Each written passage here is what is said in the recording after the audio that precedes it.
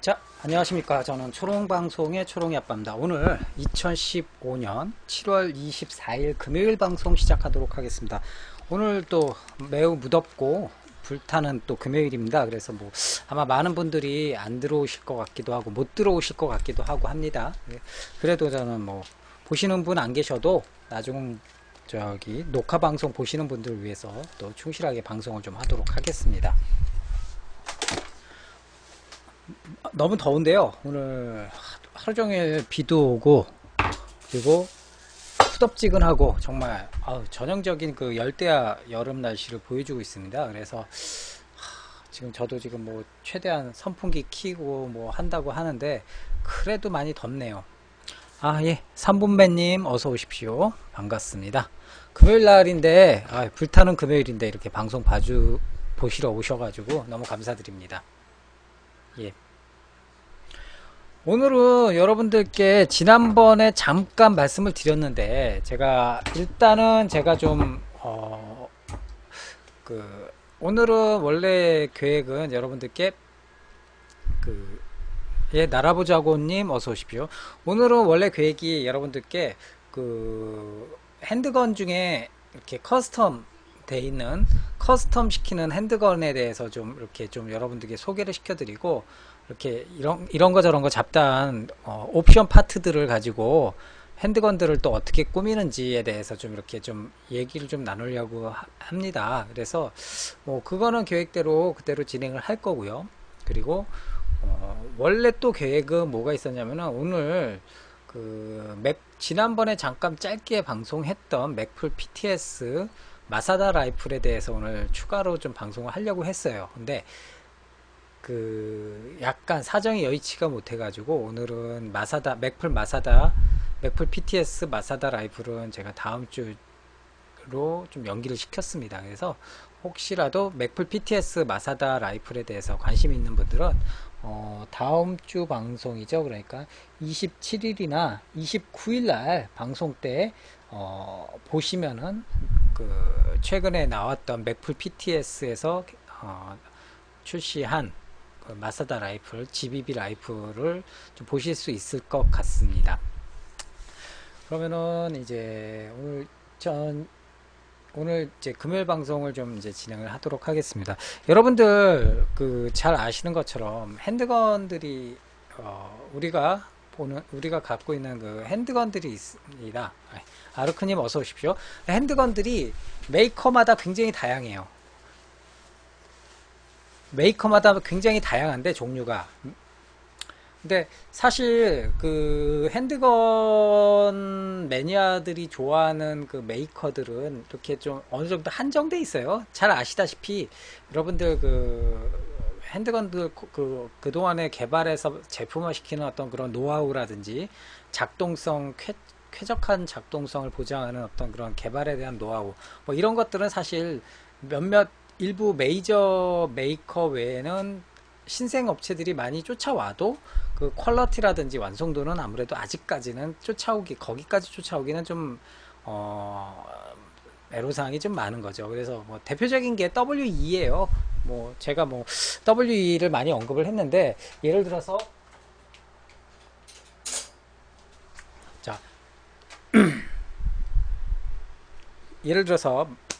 우리가 지금 가장 대표적으로 가스 블로우백 핸드건의 왕관은 이제는 누구라도 인정을 할 겁니다. 바로 마루이사입니다. 지금 제가 들고 있는 것도 제 애총인 마루이 콜트 4590 콜트 시리즈 70이에요. 굉장히 잘 나왔죠. 이제는 마루이가 나라보자고님 어서 오십시오. 명실상부한 핸드건 명가라기보다는 핸드건 메이저 핸드건 어떤 메이커라고 누구나 인정을 할 겁니다. 자타가 공인할 정도로 인정을 할 겁니다. 근데 마루이도 애초에 처음부터 최강의 핸드건 메이커였을까요? 그건 아니었거든요. 그때 지난번에 제가 잠깐 말씀드린 대로 마루이도 처음의 시작은 에어코킹건 마루이가 가장 좀 황당한 짓을 많이 했어요. 지금에야 대량 생산에 상업성을 추구하면서 대량 생산에 용이한 철저히 상업적으로 이제 나가고 있는 마루인데 20년 전만 해도 2015년이니까 20년 전만 해도 아니 한 30년 전만 해도 마루이는 굉장히 모험심이 가득한 회사였어요. 모험심이 가득한 회사였어요. 그때.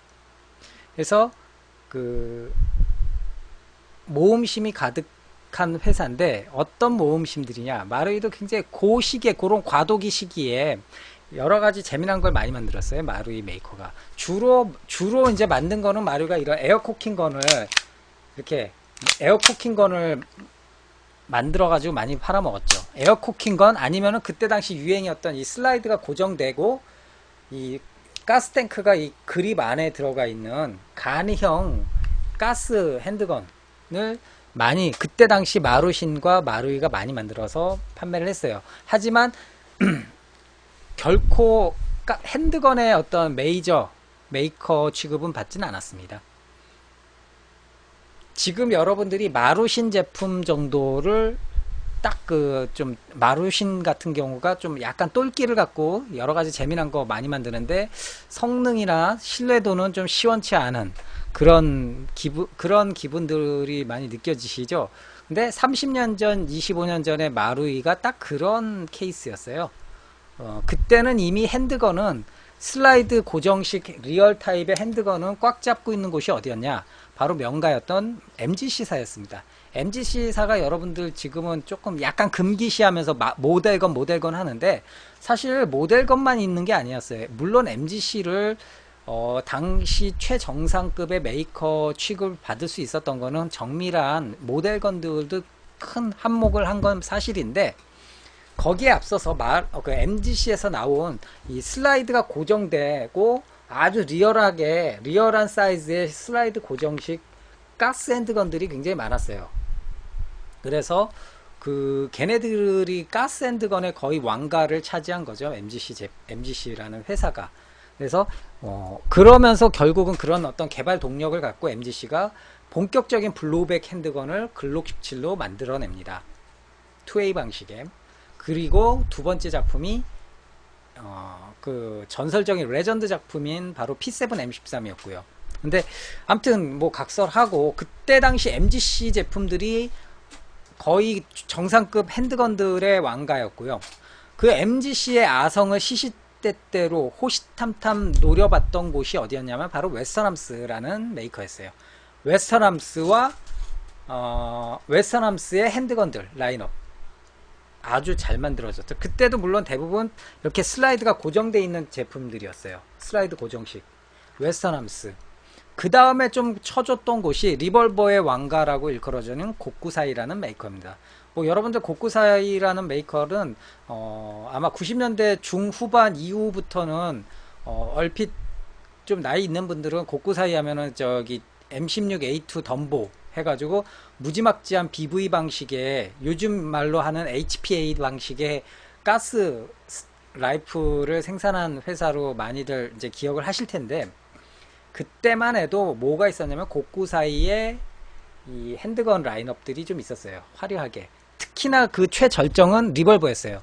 그래서 리볼버의 고쿠사이, 그 다음에 핸드건 가스 자동권총의 MGC, 그리고 웨스턴함스 이 정도가 제대로 된 핸드건을 만들어주는 그때 당시 기준으로 제대로 된 비싸면서도 제대로 된 핸드건을 만들어주는 메이커였어요. 근데 그때 마루이는 아까 말씀드린 대로 1980엔짜리 에어코킹건 혹은 3980엔짜리 슬라이드 고정식의 탄창은 이렇게 실탄창이라 그러죠. 얄팍한 탄창 들어가는 그런 거의 주력이었어요.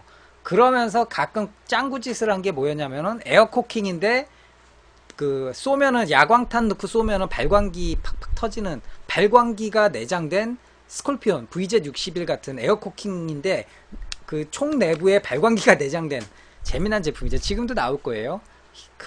스테디셀러니까 그런 녀석을 만들거나 아니면은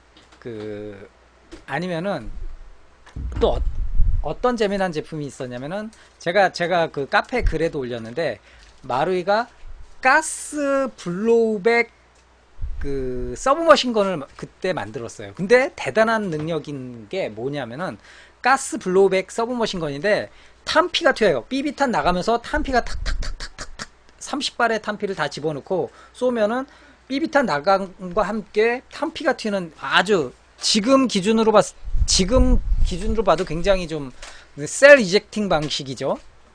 그런 제품을 재미난 제품을 만들어냈어요. 근데 실상은 뭐 저도 직접 봤고 몇 번 쏴보기도 했고 했지만 실상은 사실 장난감 수준이었어요. 서브머신건이 뭐 서브머신건이 그 우리 딸들이 지금 몰래 지금 창고 들어가고 지금 막 뒤에서 지금 손거리면서 지금 막 지나가는데 트런트런님 어서 오십시오. 서브머신건이 어떻게 되냐, 이걸 이제 라이플이긴 한데 서브머신건이라고 생각을 하면은 탄창에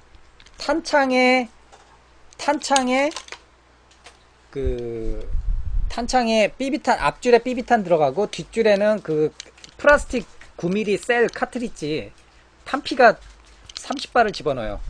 그러니까 투웨이 방식의 듀얼 방식의 탄창이죠.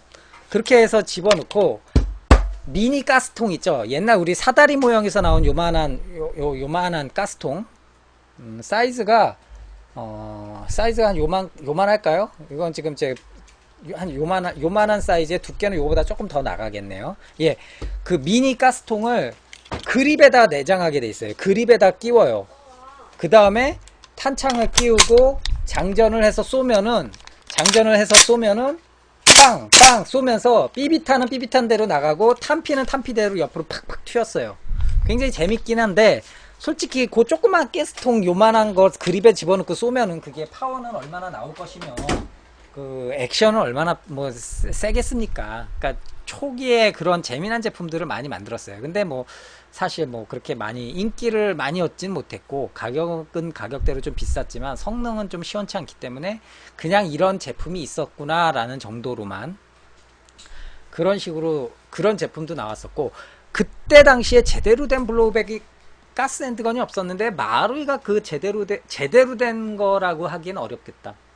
아무튼 마루이가 가스 블로우백, 그렇죠, 가스 블로우백 핸드건을 만들었어요. 그때 당시 대단했죠. 근데 보면은 가스 블로우백인데 탄창에는 삐비탄만 넣어요. 그리고 장전을 하고. 근데 제일 웃긴 게 가스 탱크가 슬라이드 뒤에 있어요. 그 슬라이드 뒤에 여기를 딱 열고, 그러니까 아까 말씀드렸던 그 미니 가스통 있죠. 그 아까 그 서브머신건에 뒀던 요만한 미니 가스통, 요만한 그거를 이 슬라이드 뒷뚜껑 열고 집어넣어줘요. 그래가지고 닫고. 너무 웃기죠. 그렇게 해서 쏘면은 조금 원시적인 블로우백이 됐었어요. 빵 쏘면 빵. 근데 파워나 사거리는 형편없었죠, 물론. 그런 초창기 블로우백 핸드건을 만들던 곳이 마루이였어요. 근데 그거를 MGC 좋아하거나 웨스턴함스 좋아하거나 고쿠사이 리볼버 좋아하는 사람들이 봤을 때는 장난감이지, 마루이 제품들이. 그러니까 그렇게 그런 정상급 메이커 핸드건 기준으로 말씀드린 겁니다. 계속 죄송합니다. 신경이 쓰여가지고 계속 안경에 뭐가 묻었는데 미리 닦고 방송을 했어야 되는데 죄송합니다.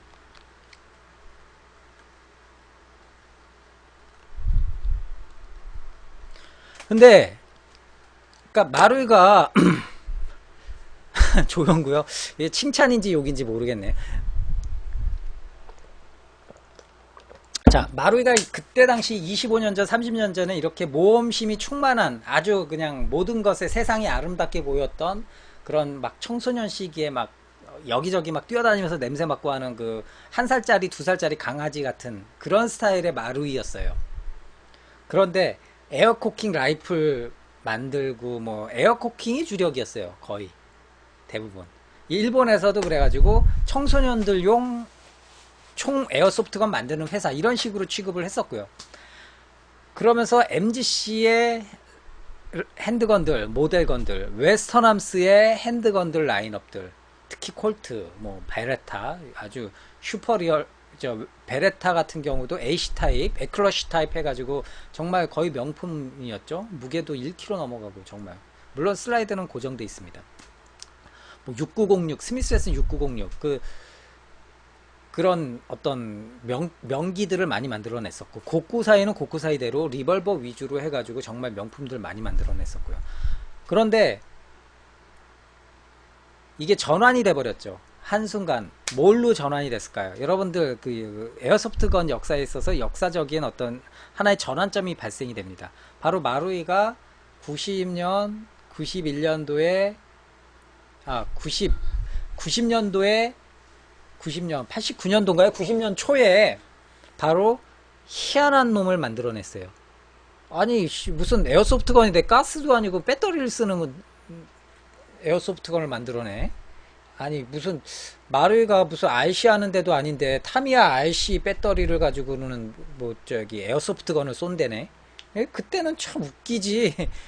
쏘면은 반동도 없고 소리도 그냥 기계식으로 다다다다닥 소리 나니까 처음에 정통파 에어소프트건 매니아들은 외면하고 좀 안 좋아했었어요. 그게 바로 전동건이죠. FAMAS 프랑스 제식 소총인 불법 방식의 전동건을 마르이가 세계 최초로 전동건을 탄생을 시킵니다. 아무래도 불법 방식은 기어박스가 일체형으로 안정적으로 모터 기어박스 안정적으로 일체형으로 만들기 용이하기 때문에 바로 마르이가 그 파마스로 전동건을 탄생을 시켰죠. 근데 이 전동건 자체는 지금 여러분들 아시다시피 에어소프트건 라이플의 대형 거대한 하나의 흐름이 돼버린 거죠. 뭐 마루이가 자기네들 얘기로는 M4A1이 최대 히트작이래요. M4A1이 마루이 제품에. 그게 전 세계적으로 거의 1000만 자루 이상 팔렸다고 하더라고요. 마루이 그 보도 저기 자료를 보면은 뭐 믿거나 말거나겠는데 뭐 지네들이 그렇게 얘기하면 뭐 그런가 보다 하겠죠. 근데 M4A1 그 다음이 AK 뭐 이런 식으로 해가지고 쭉쭉쭉 내려오는데 아무튼 장난 아니게 팔린 거죠. 그 정도면은.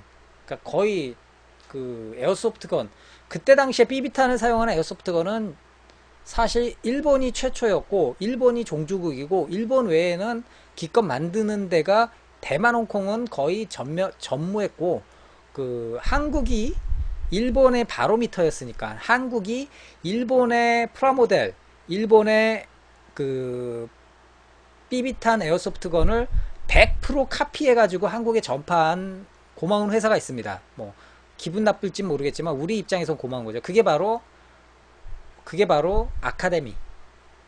아카데미 여러분들 잘 아시는 국내 최초의 85년도에 나왔던 콜트 코맨더라는 그 아카데미 4,000원짜리 조립식 콜트 권총이 있습니다. 그것도 2년 전인가요? 나왔던 일본의 LS라는 제가 몇 번 많이 말씀을 드렸는데 LS라는 회사에서 만든 거예요. 아카데미가 84년, 85년도 카탈로그 보면은 뭐 여러 가지 그 라인업들이 있어요. 그런 거 보면은 AFV 탱크라든지 장갑차류는 거의 99% 타미야 거, 반다이 거, 타미야 거 카피했고 비행기 라인업은 하세가와나 뭐 후지미니 라인업을 그대로 카피하고 그리고 그 자동차 뭐 이런 거 뭐 저기 저 오토나 아니면은 저 모터사이클 이런 것들도 타미야나 뭐 여러 가지 일본 메이커 그대로 그냥 카피 데드 카피 했거든요. 근데 에어건도 LS사가 우리 아카데미에서 루가랑 44 매그넘 그 조립식 모델건 나온 거 아시죠? 그것도 사실 LS가 원본이에요. 원본은 LS예요. 박스 디자인까지 그대로 카피해서 아카데미가 좀 어떻게 보면 지금 기준으로는 상상이 안 될 정도의 데드 카피를 해가지고 생산을 한 거죠. 우리나라에서 한국에서 굉장히 폭발적으로 인기를 얻고 팔아먹고 그렇게 하면서 아카데미가 거기에서 탄력받아가지고 또 만든 게 M16A1 조립식 89년도에 생산을 했죠. 그것도 라이플 한국 역사에 있어서 에어소프트가 한국 역사에 있어서 하나의 전환점이 되는 시기였어요. 제대로 된 1대1 스케일의 라이플이 나온 게 M16A1이었거든요. 그 이전에 물론 그 이전에 톰슨이라든지 펌프식 톰슨이라든지 뭐 이런 저기 레밍턴이나 윈체스터 이런 그 에어소프트 건들도 있긴 있었는데 제대로 나온 것도 아니고 메이커도 뭐 동산 모형이나 이런 저기 합동과학 이런 데서 나온 거라 퀄러티가 그렇게 좋다고는 말을 못했어요. 근데 아카데미가 제대로 M16A1을 만들어서 냈죠. 그것도 물론 100% LS 제품 카피였어요. 그 외에도 아카데미가 스미스 웨슨, 여러분들 혹시 핸드건 중에 은색 스미스 웨슨 645라는 완성품으로 나온 핸드건 기억나세요? 그리고 아카데미가 콜트다운으로 나온 게 그 베레타 조립식이었죠. 피스톤이 그립에 들어가 있는 그거 기억나는 분 계세요? 기억 아무도 안 하시나?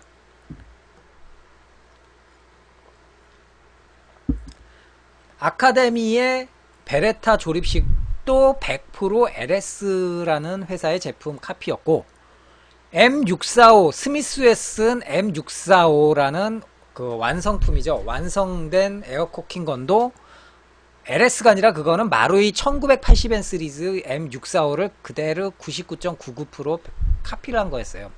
그래도 아무튼 뭐 카피래도 우리 입장에선 좋은 거지. 일본 제품을, 일본 제품에 맞먹는 퀄리티의 제품들을 비교적 일본 제품보단 싸게 쉽게 접할 수 있었으니까요.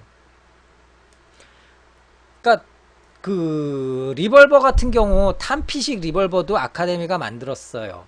만들어 가지고 냈는데 그것도 사실 일본의 크라운이라는 좀 약간 저렴한 에어소프트건을 만들던 크라운이라는 회사의 리벌버 종류를 그대로 베꼈어요. 그대로 그 방식을 베껴서 만든 거예요.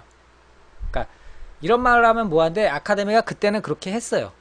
물론 그때 당시에도 아카데미 자체적으로 만든 그 개발한 프라모델도 있었어요. 그래서 호평도 많이 받았어요. 뭐 F14 48분의 1짜리 F14 같은 경우는 세계 여러 나라의 그런 저기 프라모델 쇼에서 상도 받고 그랬으니까.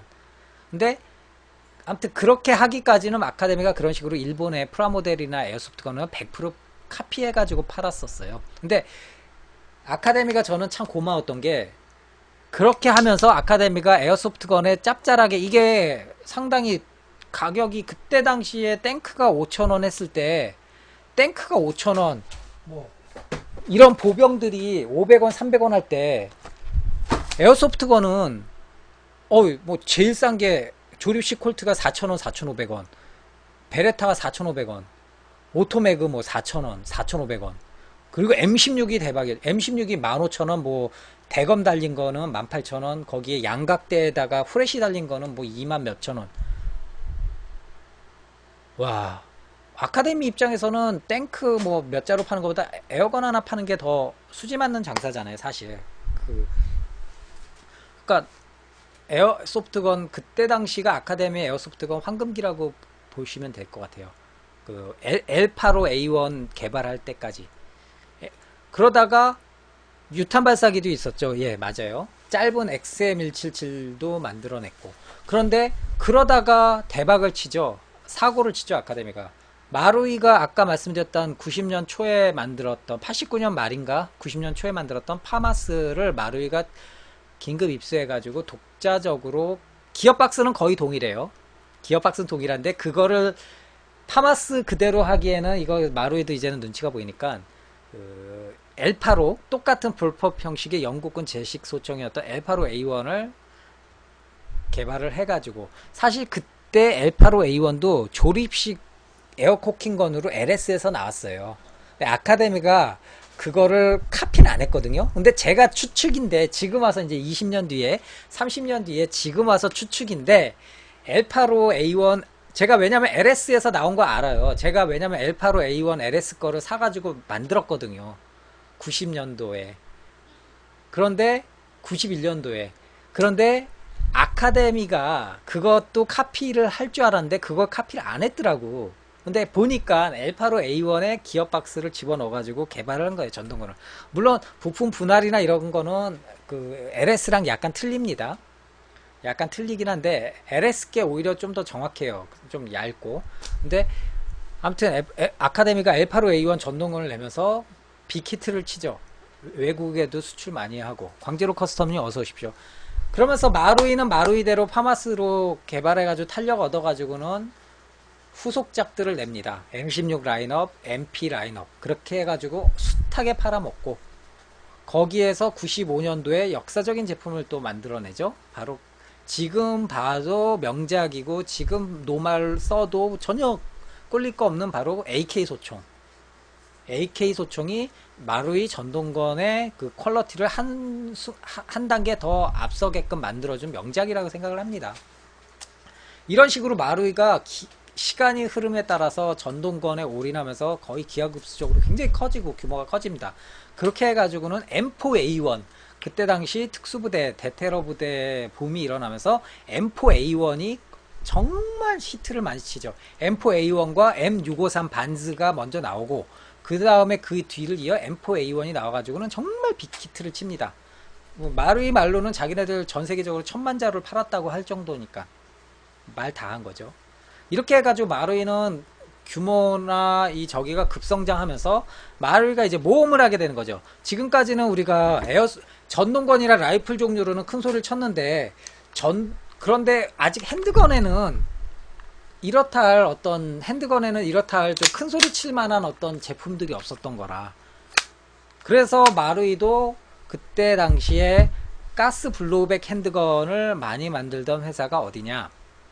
바로 아까 말씀드렸던 MGC 제품의 가스 블로우백 핸드건, 웨스턴함스의 가스 블로우백 핸드건, 그리고 그때 비슷비슷한 시기에 조그맣게 나왔던 마루젠 제품들, 마루신 제품들, KSC 제품들, 이런 것들을 복합적으로 이제 마루이가 또 연구하고 해가지고 독자적으로 만들어내죠.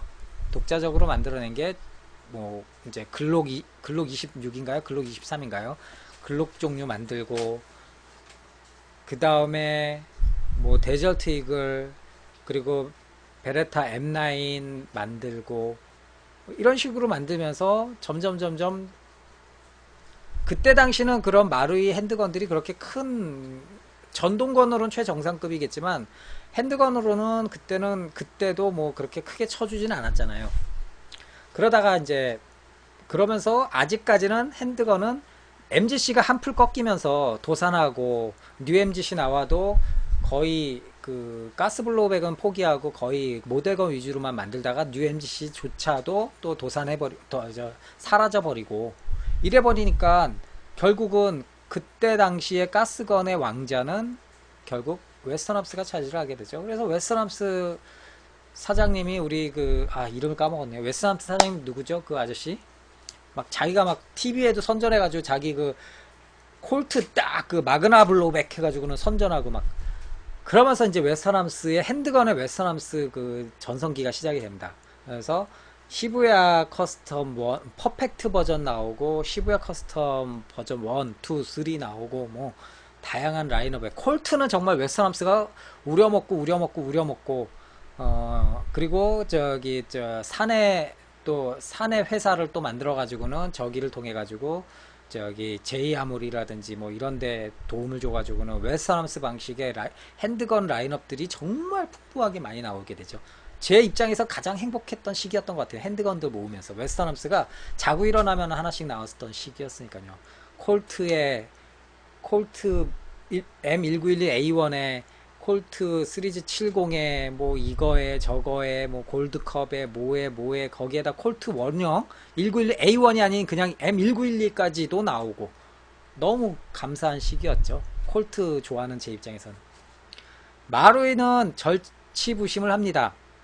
결국은 그래서 전쟁이 벌어졌죠. 마루이도 핸드건으로 올인은 아니지만 핸드건에 더욱더 매진하자 해가지고 하이카파를 만들면서 마루이가 한 단계 성장하는 계기가 됩니다.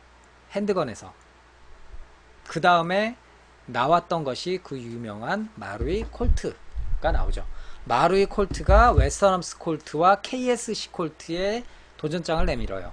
그렇게 해가지고 웨스턴함스 콜트, KSC 콜트, 마루이 콜트 억지로 끼워넣는다면 거기에 마루젠, 좀 프로포션이 가장 리얼했다고 쳐주는 그 마루젠 콜트까지. 근데 거의 3파전이었죠. 그렇게 해가지고는 티격태격 싸우면서 마루이가 콜트로 한 단계 성장을 하죠. 그렇게 해서 전환점은 콜트 나오고 나서부터 마루이가 거의 핸드건 시장도 거의 장악하기 시작하죠. 그래서 지금도 일본에서는 웨스턴함스, 마루이, KSC 거의 3파전이라고 보시면 됩니다. 물론 재미난 이제 마루신 제품들도 있죠. 듀얼맥시라든지 이런 거 저런 거. 그렇지만 거의 제대로 발사되는 가스 블로백 핸드건은 마루이, 웨스함스, KSC 이 세 군데에서 3파전으로 계속해서 박터지게 싸운다고 보시면 됩니다.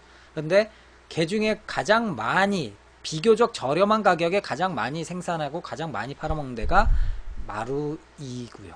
규모가 크니까 시스템화가 돼 있고 하니까 마루이 규모에 비하면 웨스함스는 거의 간의 수공업 수준 정도로 보시면 될 것 같고요. 그러니까 마루이가 이렇게 해가지고 만들어내요. 핸드건들을. 그래서 지금 마루이가 그래서 매니아들과 초보자들과 게이머들 두루두루 많이 만족시키게 했던 게 바로 이 콜트가 기념비적인 제품이 된 것 같아요. 그래서 콜트.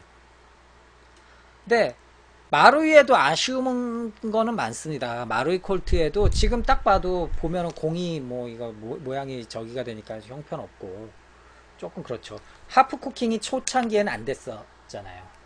뭐 그런 문제, 여러 가지 치명적인 문제들이 있었어요. 마루이도. 그래서 지금도 전통적으로 핸드건 아주 좋아하시는 분들은 국내에 마루이 거랑 KSC 거밖에 없으니까 울며 겨자 먹기로 마루이를 선택하시는데, 지금도 전통적으로 웨스턴함스 선호하시는 분들은 계속 웨스턴함스만 또 만지세요. 근데 요즘에는 거의 많이 바뀌었죠. 웨스턴함스가 거의 일본 내에만 팔게 되니까 한국에는 거의 안 들어오죠. 가격 단가도 안 맞고. 그러니까 마루이 것만 보게 되고. 그러니까 마루이가 지금 국내에서 가스블로백 핸드건에 제가 봤을 때는 50% 이상은 충분히 마루이가 거의 평정하지 않고 있나. 요즘에 대만, 홍콩산 WE나 VFC나 뭐 또 어디가 있나요? 뭐 중국산 제품들, 벨이나 아미 뭐 이런 제품들이 이제 많이 들어와 가지고 좀 저렴한 가격에 풀리기도 하고 뭐 많이 풀리고는 있어요. 그런데 두루두루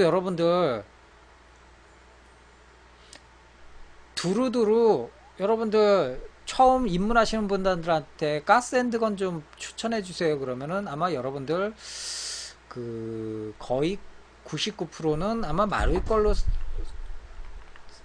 추천을 해 주실 거예요.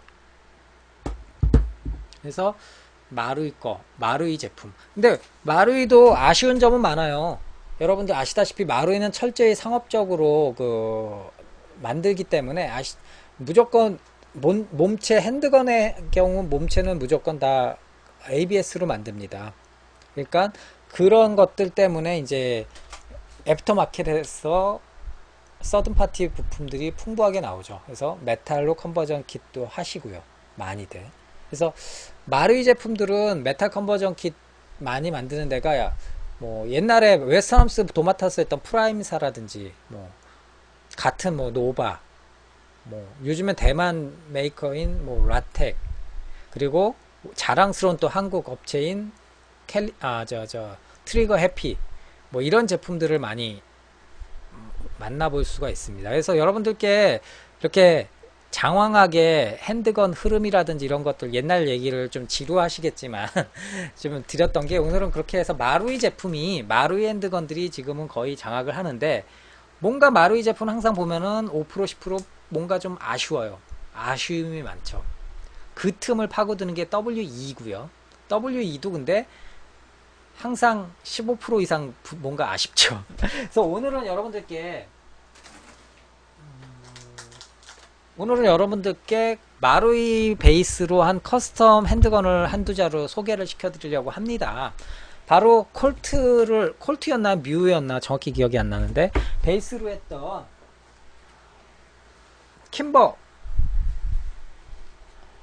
킴버입니다. 킴버 워리어입니다.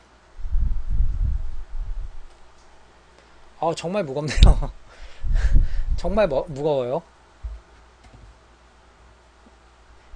예, 많이 예쁘죠?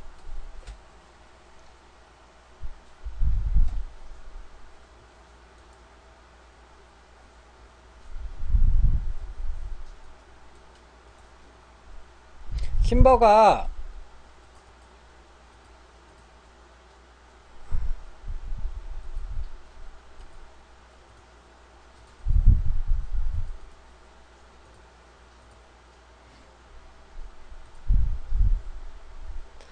뭐 여러분들 아시다시피 킴버 회사에 대해서는 뭐 설명을 따로 안 해도 될 정도로 굉장히 유명합니다. M1911 라인업 커스텀 핸드건 만드는 메이커 중에 가장 유명한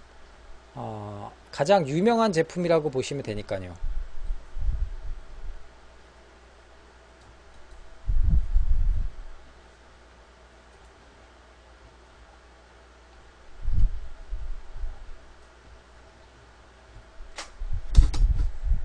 그래서 킴버 같은 경우는 뭐 여러분들 그 웨스턴함스에서 제품화 시킨 뭐 킴버 TLE 아니면 킴버 그 LAPD 스와트 팀이 채택해서 유명해진 스와트 커스텀 뭐 이런 것들이 굉장히 유명하죠. 그리고 오늘 또 소개시켜 드리는 그 이 워리어 제품도 굉장히 또 광범위하게 유명세를 타고 있는 제품이고요.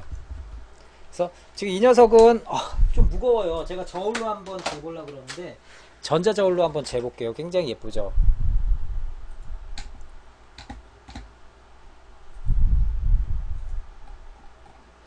자, 슬라이드가 얘가 뭐였더라? 아,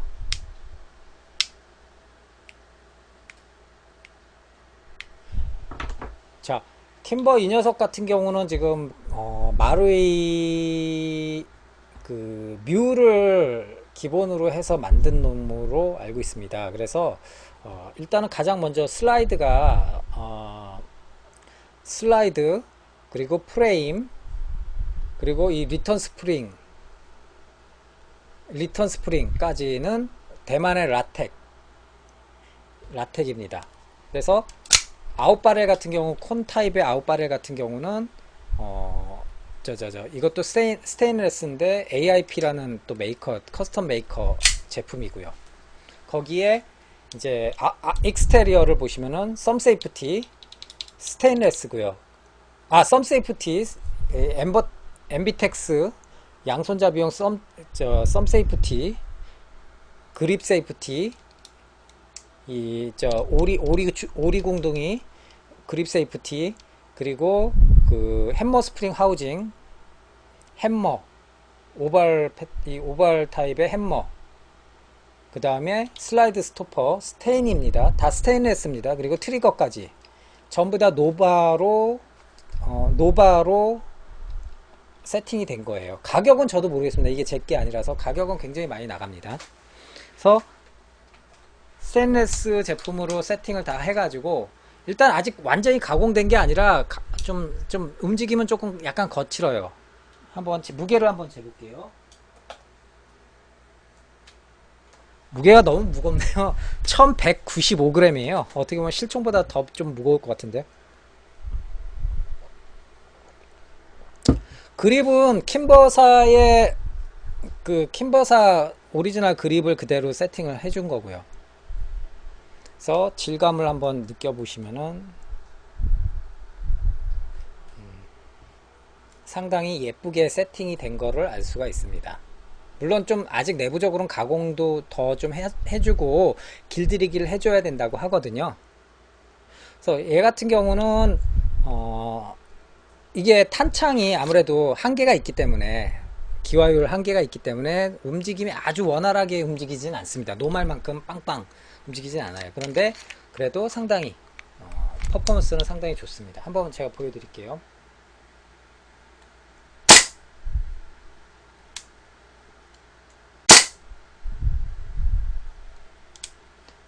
방아쇠가 리턴이 잘 안 돼요. 아직 좀 빡빡해가지고 여기를 또 분해해가지고 가공을 좀 해줘야 되는데 조금 애로사항이 있죠. 근데 반동은 장난 아니네요.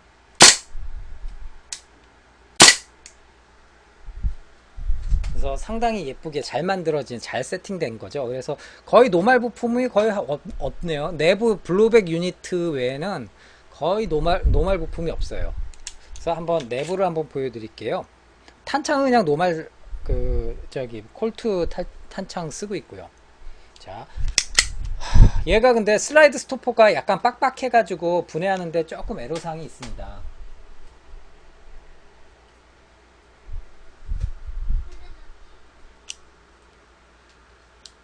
자, 이렇게 빼주세요. 스테인레스 스틸로 된 노바의 슬라이드 스토퍼입니다. 체커링 돼 있는 거네요. 근데 킴버가 체커링이 아니라 스프라이트로 기억하는데 제가 기억이 잘못했는지 모르겠지만, 자, 이렇게 분해를 그대로 해주세요. 그래서 자, 작동성은 내부 작동성 햄머라든지 이 저기는 저기 시어랑 햄머 밸브 로커는 잘 작동이 잘 되고 있음 잘 됩니다. 근데 이 트리거 이 리턴이 잘 안 돼가지고 약간 빡빡해요. 요게 이렇게 안 오죠. 그것만 조금만 더 후가공을 해주면은 길들이기가 되고, 노말이라는 거는 이 에어소프트 건을 샀을 때 그 상태 아무것도 바꾸지 않고 지금 이게 노말 상태예요. 메이커에서 딱 출시했을 때 나왔을 때 이 상태가 노말이라고 할 수가 있어요.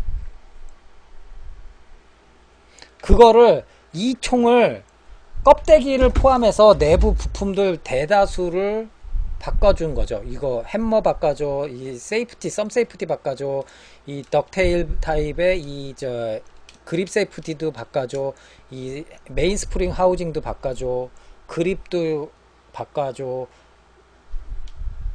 이 트리거도 바꿔줘, 그리고 이 탄창 멈치도 바꿔줘. 다 바꿔주는 거죠. 예, 포병님 어서 오십시오. 그렇게 바꿔줌으로 해서 성능 혹은 외관상의 디테일업을 더 추구를 하는 거죠. 자, 하부는 그래서 뭐 크게 문제 없이 잘 세팅이 돼 있고, 요 트리거만 좀 손봐주면 좋을 것 같고요. 근데 트리거도 지금 계속 이거 길들이기 해주면은 계속 나쁘진 않을 것 같아요. 그 다음에 이제 상부를 보시면은, 상부를 보시면은 굉장히 상부가 무겁네요. 이 스테인레스 슬라이드가 장난 아니게 무거운데 굉장히 리얼하고요. 잘 나왔죠. 이렇게 안쪽을 보시면은 이제 우리가 이 리턴 스프링과 리턴 스프링 가이드를 볼 수가 있어요. 그래서 리턴 스프링을 이 플러그를 빼주셔가지고, 플러그를 완전히 빼주셔가지고 리턴 스프링을 옆으로 이렇게 빼주시면은, 이거 그냥 놓으면은 튀겨 나갑니다. 그러니까 각별히 조심해서 살살살 풀어주세요. 예. 그래서 플러그랑 요것도 이제 라텍 거 스테인레스로,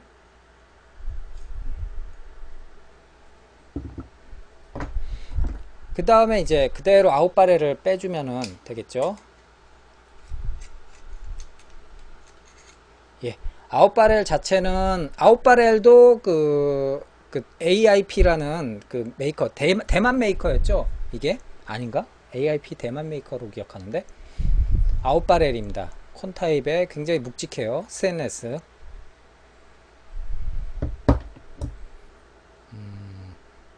슬라이드가 조금 거친감은, 안쪽에 안감이 약간 거친감은 있어요. 그리고 서레이션도 사실 킴버 서레이션이 이게 정확한 건 아니에요. 약간 어떻게 보면은 콜트 타입, 노말 콜트 타입의 촘촘한 서레이션이기 때문에 킴버 서레이션은 약간 요거보다 좀 덜 촘촘하거든요. 그런 차이가 조금 있긴 있어요. 근데 슬라이드 자체는 굉장히 잘 샤프하게 굉장히 좀 멋있네요. 잘 깎이고. 안쪽 보여드리고 있습니다. 또 안쪽도 보여드리고요. 뭐랄까요, 선반 뭐 안 보여줘도 지가 알아서 그냥 지가 알아서 이렇게 헤어라인이 잘 나와 있죠.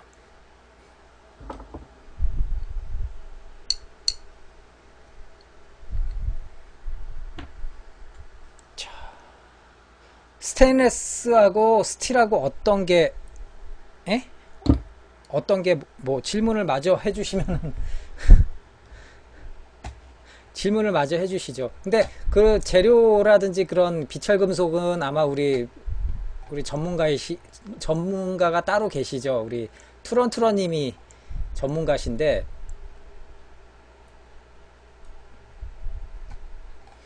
투런님 지금 자리에 계신가?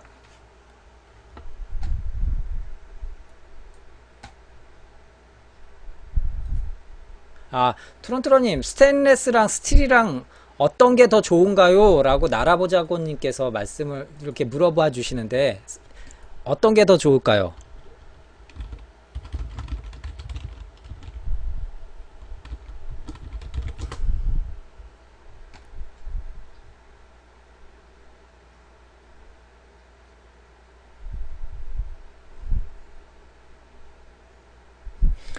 그러니까 한마디로 해서 녹도 잘 안 쓸고 어떻게 보면 내구성도 강하고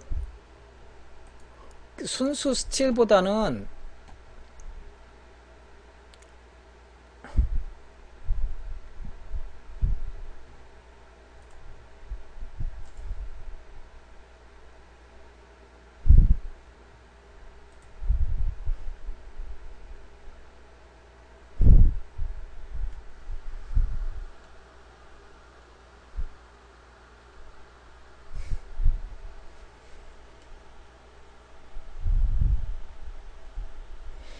그 M16A2는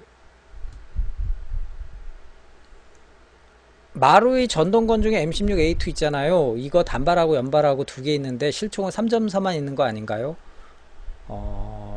맞습니다. 맞는데 이제는 M16A3도 나오고 A4 뭐 나오면서 이제는 아예 프로토를 같이 또 달아주죠. 3.4는 이제 3.4는 이제는 안 쓰는데 마루이가 그거는 그냥 쉽게 생각을 해주세요. 마루이가 그 자기네들 어떤 제품 생산하는 데서 3.4 유닛을 거기다 넣기가 좀 그렇잖아요. 그러니까 일단은 또 서바이벌 게임 하는 데 있어서의 편의성이라든지 이런 것들을 봤을 때 마루이가 그냥 세미 프로토 이렇게 구분을 해서 세팅을 했다라고 이해를 해주시면 좋을 것 같습니다. 그거를 뭐 마루이가 그거를 뭐 무조건 다 고증을 맞춰서 하고 뭐 이런 건 아니니까요.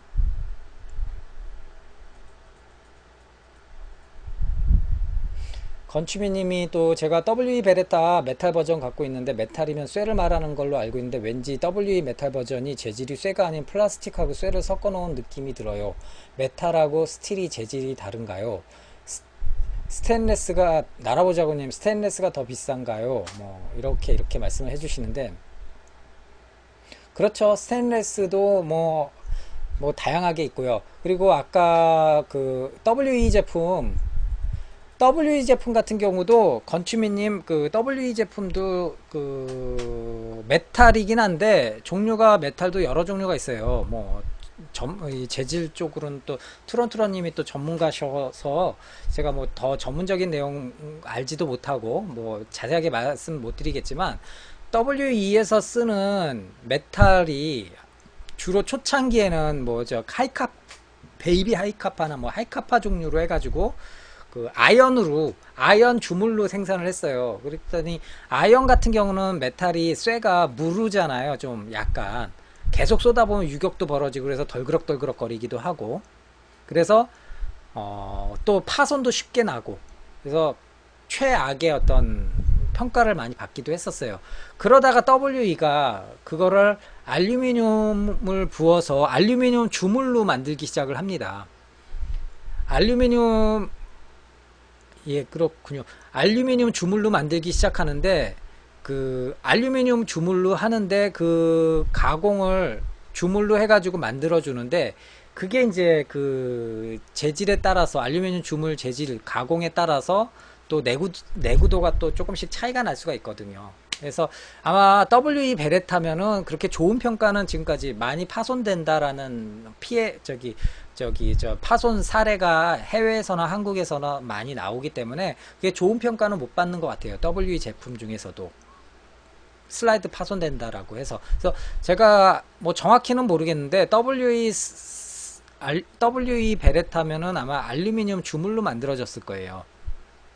참고로 알루미늄으로 주물로 만든 회사들도 있고 주물 방식으로 또 통 알루미늄을 무조건 CNC로 깎아서 만들어주는 회사도 있고요. 당연히 후자인 CNC 가공이 훨씬 더 그 제작 비용이 많이 들고 퀄리티도 높겠죠. 내구성도 좋겠고요.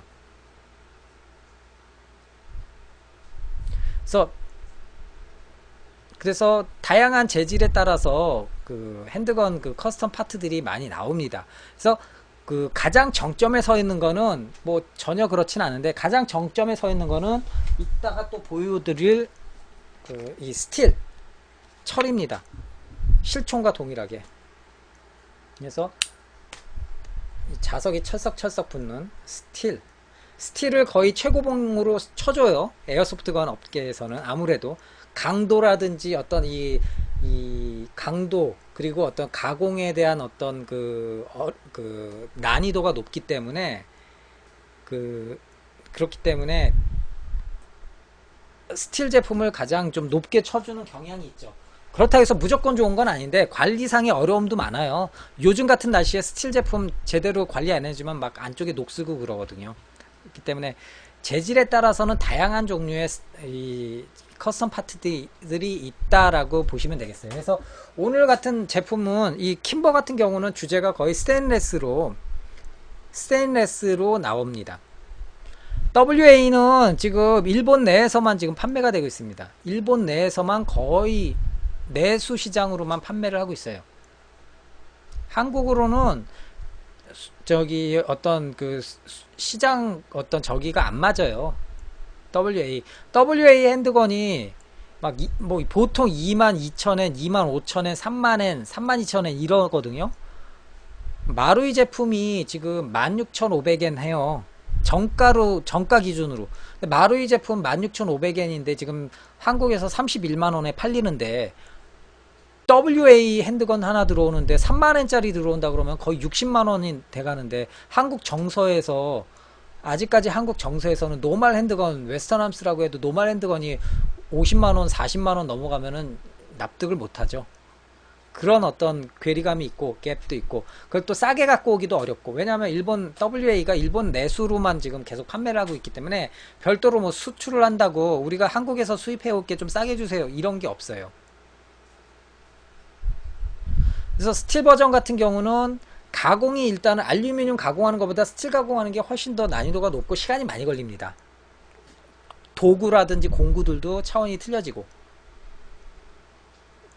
그렇기 때문에 가격도 그만큼 들어갈 수밖에 없죠. 더 들어갈 수밖에 없죠. 근데 지금 이제 킴버 같은 경우는 그래서 라텍 스테인레스 슬라이드를 세팅을 해준 거예요. 그리고 이 하부 쪽은 대부분 노바 제품으로 세팅을 해서 이렇게 세팅을 해준 겁니다. 그래서 조금만 더 길들여지면 굉장히 좀 찰랑찰랑 그 아주 찰진 소리가 날 것 같아요. 그래서 다시 세팅을 좀 하고요. 제가 시간이 없으니까 이제 바로 또 아까 보여드렸던 스틸 핸드건을 또 보여드리도록 하겠습니다. 요거는 항상 집어넣을 때가 제일 힘들어요. 예, 잘 들어갔네요. 그 상태에서 슬라이드 세팅을 해주고요. 이것도 안 들어가고 막 골치 아프면 이거 막 싫은데.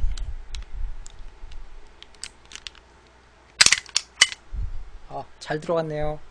예, 여기에서 슬라이드 스토퍼를 집어넣어 줘야 되는데, 예, 슬라이드 스토퍼 또 안 들어가면 이거 골치 아픈데.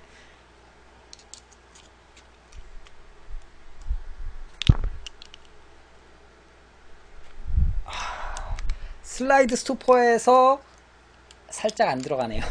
아직은 빡빡해가지고.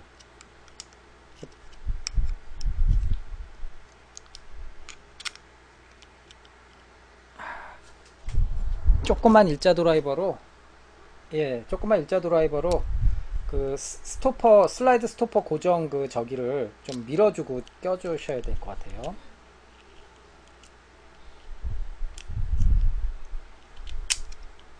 조금 가공이 좀 필요하네요.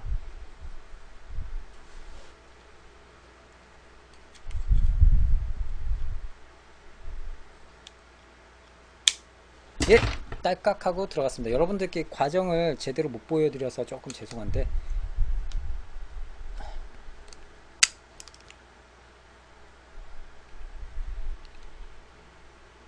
이것도 낑기는구나.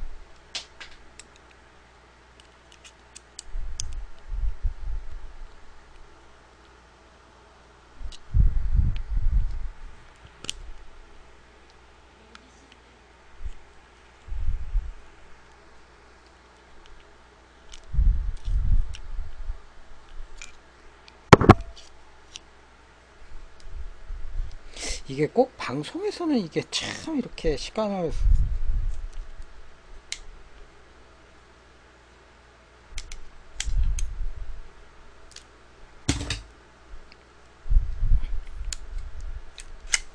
예.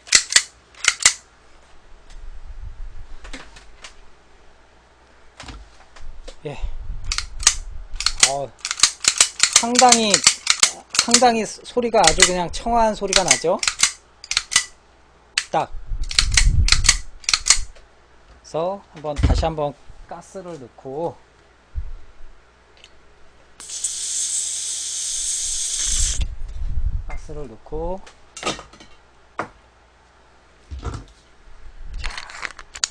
작동을 시켜 보겠습니다.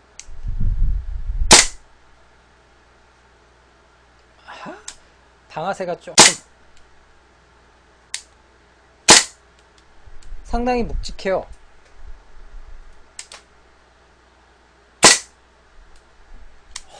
근데 방아쇠는 계속 길들여 줘야 되겠네요. 그래서 오랜만에 상당히 좀 예쁘게 세팅된 킴버 제품을 좀 본 것 같아요. 그래서 여러분들께 이렇게 반가운 마음으로 좀 보여드리고 있습니다.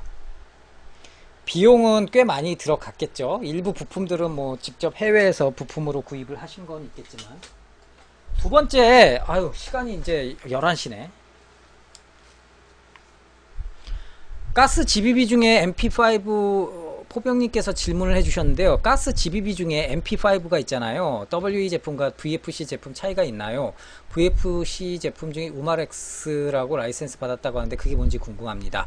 일단은 GBB는 어떤 게 좋다 나쁘다 말하기에는 신중하게 좀 대답을 해야 될 것 같아요. 근데 지금까지는 VFC GBB 라이플이나 서브머신 거는 상대적으로 다른 메이커에 비하면 좀 많이 좀 뭐랄까 작동성에 있어서 신뢰도는 좀 좋은 얘기 평가를 못 들었던 걸로 기억을 해요. M4라든지 뭐 대표적으로 M4나 HK416 시리즈들이 좋은 평가를 못 받다가 2015년도 좀 개량되고 그리고 2014년 연말에 나왔던 417부터 좀 어느 정도 내구성이나 작동성이 괜찮아졌다라는 평가를 받고 있습니다. 근데 그 이전에 나왔던 MP5 종류들은 상대적으로는 그렇게 많이 좋은 평가를 받는 것 같진 좋은 평가를 받는 건 아닌 것 같아요. 근데 작동성이 있어서는 그래서 호불호는 나눠지는데 전체적인 완성도라든지 이 겉의 모습, 프로포션 이런 거는 압도적으로 VFC가 낫다고 합니다. 왜냐? 우마렉스라는 게 바로 실총 라이센스 사업하는 애들이거든요. 실총의 라이센스를 득해가지고 그거를 그 사업권으로 에어소프트건이라든지 커스텀 업체에다가 그 라이센스를 자기네가 중개를 해가지고 이렇게 판매를 하는 거예요. 그래서 우마렉스 버전이다 그러면 HK의 오리지널 HK 마크를 그대로 각인을 찍을 수 있는 찍어서 판매가 되는 제품이라고 보시면 돼요. 그러니까 리얼한 거죠, 각인이.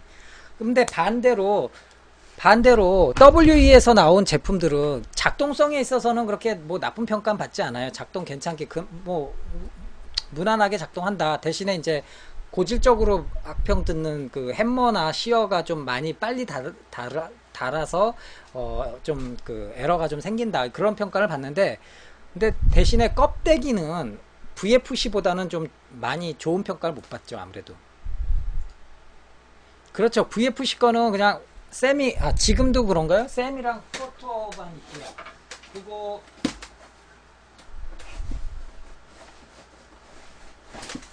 제가 계속 못 갖다 드리고 있는데 이렇게 MP 같은 경우 이렇게 WE 제품이거든요. WE 제품인데 각인이 없어요. 제대로 각인을 못 잡아요. 왜냐? 오마렉스가 두 눈 시퍼렇게 뜨고 감시를 하기 때문에 이제는 각인을 못 넣어주는 거죠. 이런데 깨끗하죠. 이게 WE 제품이거든요. 근데 작동 자체는 그래도 어떻게 보면 내구도라든지 내구성이나 작동성은 신뢰도는 그래도 VFC보다는 좀 낫지 않냐 라는 평가를 어느 정도 받기는 합니다. 그리고 어떤 3.4 유닛도 잘 작동이 되는 편이고요. 뭐 근데 이제 또 사람 핸들에 따라서 호불호가 나눠지기 때문에 WE 제품은 무조건 또 부정적으로 생각하시는 분들도 계시니까 그거에 대해서는 제가 어떤 게 더 좋다 나쁘다라고 말씀은 못 드리겠는데, 대체적으로는 어떤 성능상에 있어서 작동성이나 성능상에 있어서는 WE가 좀 더 VFC보단 낫지 않겠냐. 그리고 외관은 당연히 WE, 이렇게 밋밋한 WE보다는 VFC 우마렉스 버전의 VFC가 훨씬 더 뛰어나다 라고 이해를 하시면 될 것 같습니다.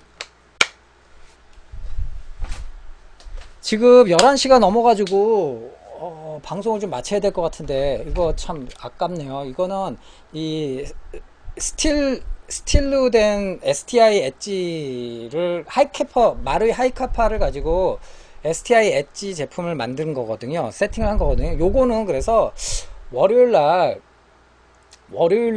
제가 방송을 마무리, 요 스테인레스, 요 스틸 버전이니까, 요 스틸 엣지는 제가 월요일날 다시 또 방송을 해서 소개를 좀 시켜드리도록 하겠습니다. 이 녀석도 아주 세팅 예쁘게 잘 됐어요. 아주 스틸 슬라이드라 굉장히 또 뻥뻥거리고 아주 재밌게 작동되는 놈이니까, 이 녀석은 제가 월요일날 소개를 시켜드리는 걸로 하도록 하겠습니다. 원래 예, 그래서 오늘도 제가 11시에 방송을 또 마무리를 좀 져야 되는 입장인지라, 원래는 오늘 막 앰프도 막 지금 여러 종류 앰프를 지금 모아가지고 계속 지금 보여드리려고 계속 비교하고 하려고 하는데, 오늘도 이거 같은 경우 킹함스 앰프도 이렇게 GBB도 갖고 왔었거든요. 어이구. 그래가지고 지금 앞에 있는 이노카츠랑 바이퍼랑 킹함스랑 또 GHK랑 네 자루를 좀 오늘 시간이 되면 좀 비교해서 이제 좀 구조상 약간 틀린 부분들, 근데 공통점은 있죠. 웨스턴함스 기반으로 만들어진 제품들이라는 거. 그렇기 때문에 좀 비교를 해서 보여드리려고 했는데, 아무래도 오늘도 1시간 처음에 한 30분을 그렇게 주구장창 또 좀 재미없는 말씀을 드린 것 같아요.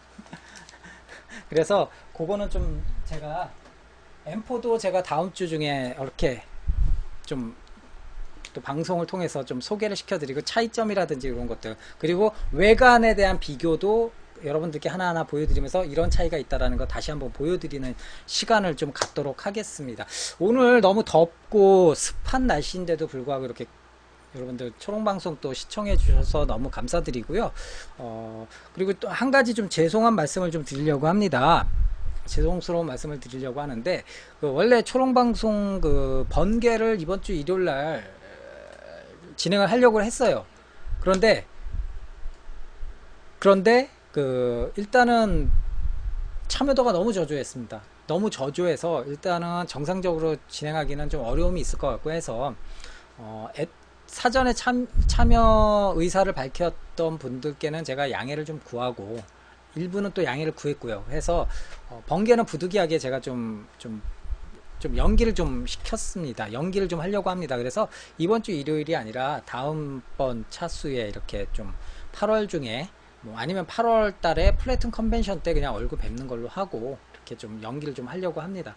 또 일요일 날 또 알게 모르게 또 일찍 휴가 가시는 분들은 또 일요일부터 휴가 가시는 분들도 계시고 그래가지고 이게 좀 원활하게 진행이 안 될 것 같더라고요. 그래서 그 점 좀 양해를 좀 부탁드리겠습니다. 그래서 다음 주에는 제가 그래서 여건이 되면은 아까 STI 엣지 하이카파 베이스로 만든 STI 엣지 스틸 핸드건과, 그리고 우리 GBB M4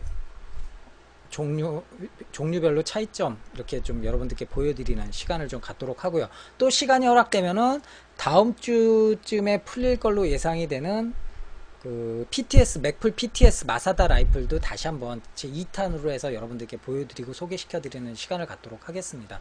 그래서 오늘은 11시 5분이고요. 오늘은 방송을 이제 좀 마무리 짓도록 하겠습니다. 너무 감사드리고요. 저희 초롱방송은 유튜브에 가셔서 초롱방송 치시면은 쭈루룩 나옵니다. 지금까지. 그래서 그거 다시 보시면 될 것 같고요. 만약에 궁금하신 거 있으면은 제가 지금 제 이메일 주소를 하나 지금 이렇게 채팅창에 남겨드릴게요. 메모를 하셨다가 여기다가 제 이메일로 궁금하신 거 있으면 제가 아는 한도 내에서는 제가 이렇게 답변을 메일로 답변을 보내드리도록 하겠습니다. 감사드리고 이제 방송 마무리 짓겠습니다. 저는 2015년 7월 24일 금요일 초롱방송 마무리 짓도록 하겠습니다. 저는 초롱방송의 초롱이 아빠였고요.